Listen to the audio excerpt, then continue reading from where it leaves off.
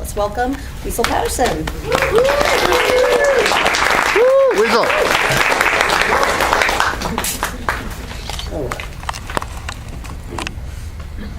First piece is called Philosophy. Piggly. Piggly wiggly.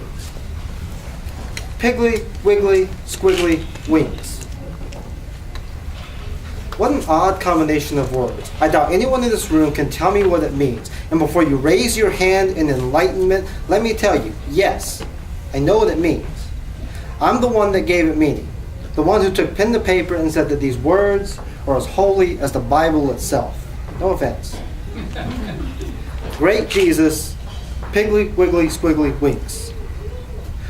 Words are words, stretching from our tongues, meanings outsourced. Only we are from a whole other universe.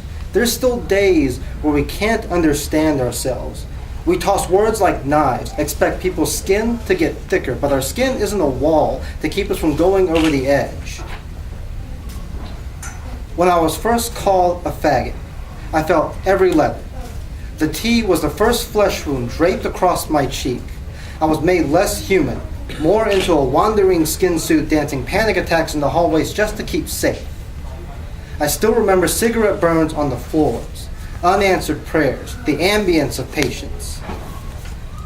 Piggly flop, piggly drop, piggly stop, nothing. Now, I know you all have questions. It's why you're looking at me like I'm crazy. But it's not crazy to believe that we all collect words. But words are words. The meanings are from an entirely different universe. And there's still days where we can't understand them.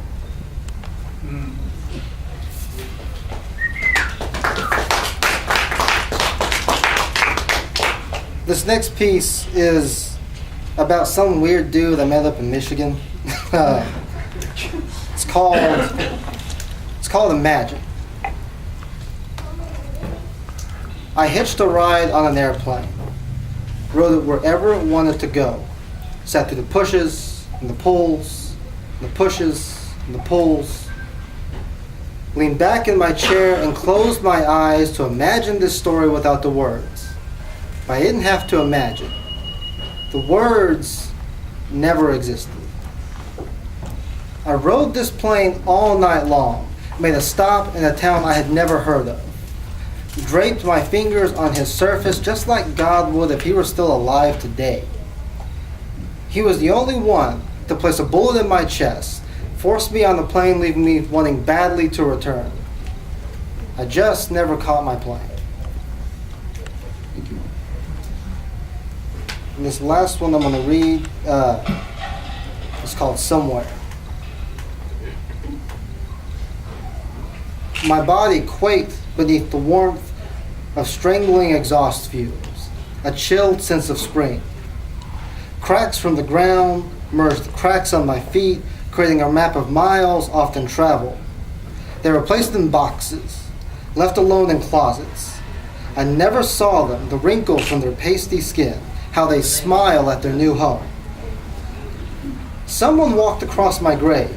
I was no longer the collar-up switchblade twisting with the ghosts of tattered angels.